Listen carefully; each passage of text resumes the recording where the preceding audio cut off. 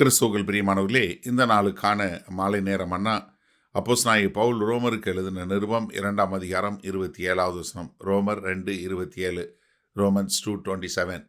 சுவாபத்தின்படி விருத்த சேதனம் இல்லாதவனாயிருந்தும் நியாயப்பிரமாணத்தை நிறைவேற்றுகிறவனாயிருந்தால் அவன் வேத எழுத்தும் விருத்த சேதனமும் உள்ளவனாயிருந்தும் நியாயப்பிரமாணத்தை மீறுகிற உன்னை குற்றப்படுத்துவான் அல்லவா? என்ன, ஒரு யூதன் அல்லாதவன், எது விருத்த சேதனம் இல்லாத ஒரு யூதன் அல்லாதவன், அவன் நியாயப்பிரமாணத்தை கடைபிடிக்கிறவனாய் இருந்தா, அவன் வேத வசனத்தின்படி வாழ்றவனாய் இருந்தா, நீ யூதனாய் இருந்தாலும், நீ தேவனுடைய மனுஷன் அறியப்பட்டாலும், நீ நியாயப்பிரமாணத்தை மீறி நடைபெறும்போது அவனை பார்த்து நீ எல்லாம் எப்படின்னு சொல்லி உன்னை குற்றப்படுத்துவானா மாட்டானா? இதுதான் கேள்வி. என்ன ரொம்ப அருமையான கேள்வி கேட்குறாரு பரிசுத்த ஆவியான. ரொம்ப தெளிவாக மக்களுடைய மனதை புரிந்தவராக அழகாக கேள்வி எழுப்புறார். இதை கர்த்தராகிய இயேசு கிறிஸ்து தம்முடைய பிரசங்கத்தில் ஒரு காரியத்தை சொல்லி கொடுத்தாரு. நீங்கள் 10:12 அதிகாரம் 41 வசனத்தில் எப்படி இந்த நினைவே பட்டணத்தார் என்று சொல்லக்கூடிய புறஜாதியார் எப்படி நியாய தீர்ப்பு நாளில் குற்றம் சாட்டுவாங்கன்னு சொன்னார். மத்தேயு 12:41 பாருங்கள். யோனாவின் பிரசங்கத்தை கேட்டு நினைவே பட்டணத்தார் மனம் திரும்பினார்கள். எப்படி? யோனா ஏன் அங்கே போக மாட்டேனாரு? அவங்க புறஜாதி மக்கள், அதனால போக மாட்டேனாரு. ஆனால் அவங்க போனார், போய் பிரசங்கம் பண்ணார். அதை கேட்டு அவங்க மனம் திரும்பினாங்க. இதோ யோனாவிலும் பெரியவர் இங்கே இருக்கிறார், ஆதலால் நியாய தீர்ப்பு நாளிலே நினைவே பட்டணத்தார் இந்த சந்ததியாரோடு எழுந்து நின்று இவர்கள் மேல் குற்றஞ்சாட்டுவார்கள். என்ன எப்பா, நான் நினைவே பட்டணத்தில் போய் யோனா பிரசங்கம் பண்ணார். அந்த பிரசங்கத்தை கேட்டு ஆண்டவர் அறியாத யூதர் அல்லாத மக்கள் என்ன பண்ணாங்க? ஆடு மாடுலேருந்து எல்லாம் உபவாசம் இருந்து ரட்டுடுத்தி சாம்பலை அள்ளி போட்டு மனதுருகி ஆண்டவரை நோக்கி விண்ணப்பம் பண்ணாங்க. அப்போ ஆண்டவர் அவர்களுக்கு கிருபையாக அவங்கள பாவங்களை மன்னித்தார்.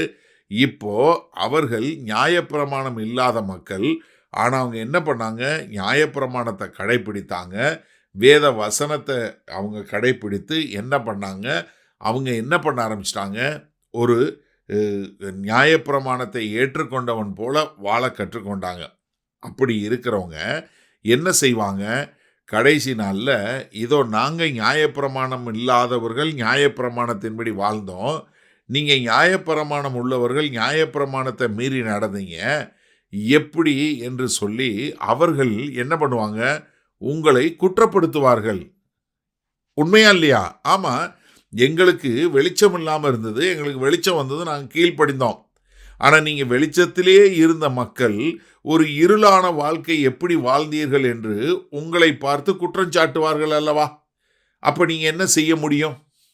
இந்த கேள்வியினோட கடைசி கேள்வி தான். சரி, இந்த நாளில் இந்த வசனத்தை நம்ம எப்படி எடுத்துக்கொள்வது? இப்போ நீங்கள் யோசிச்சு பாருங்கள். இந்த செய்தியை கேட்டுக்கொண்டு இருக்கிற உங்களுக்கு நான் பேசுகிறேன். நீங்கள் வெளியாளுங்களை விட்டுருங்க. இன்றைக்கு ஒரு நாளைக்கு நீங்கள் நமக்கு மட்டும் பார்ப்போம்.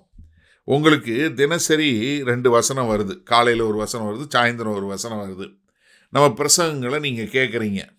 உங்களுக்கு தேவன் யார் என்கிற வெளிப்பாடு உண்டாகிறது.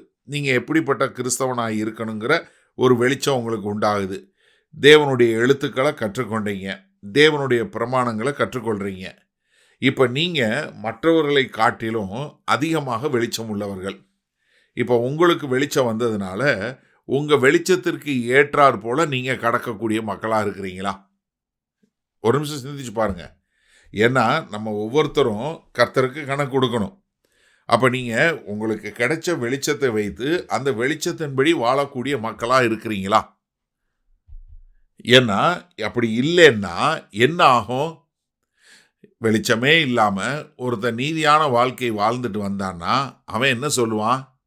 இந்தா அவர் கிறிஸ்தவன் சொன்னார், கோயிலுக்கு போனார், காணிக்க கொடுத்தாரு, ஆனால் அவர் செஞ்சது பூரா அக்கிரமம், அவர் வாங்கினது பூரா லஞ்சம், அவர் பேசுனது பூரா பொய், இப்படிப்பட்ட ஒரு வாழ்க்கை வாழ்ந்து அவர் கிறிஸ்தவன் சொல்லி சொன்னார் அப்படின்னு சொல்லி உங்களை குற்றம் சாட்டுவாங்களா மாட்டாங்களா? இயேசு கிறிஸ்து சொன்னார். ஏன்னா நினைவே பட்டணத்தார் என்ன சொல்லுவாங்க? ஆண்டவரே, நாங்கள் உங்களுடைய சத்தத்தை கேட்டு மனம் திரும்பி அதற்கேற்ற கனிகளை கொடுத்து வாழ்ந்தோம், ஆனால் அதை கேட்டும் திருந்தாத ஜனங்களை எப்படி நீங்கள் உள்ளே விட முடியும் என்று அவர்கள் குற்றஞ்சாட்டுவாங்கன்னு சொல்லி கர்த்தராகிய இயேசு கிறிஸ்துவை சொல்லி கொடுத்தாரு. இப்போ நீங்கள் ஆண்டவரை தெரிஞ்சும் நீங்கள் ஒரு நெறியான வாழ்க்கை வாழலை, ஆண்டவருக்கு ஒரு பிரியமுள்ள வாழ்க்கை வாழலைன்னு சொல்லி சொன்னால் உங்களுக்கு எதிராக யார் குற்றஞ்சாட்டுவா? ஆண்டவர் அறியாத ஜனங்களே குற்றஞ்சாட்டுவாங்க. எவ்வளோ மோசமான நிலைமை யோசிச்சு பாருங்க. அப்போ மனம் திரும்பி வாழ்வோமா?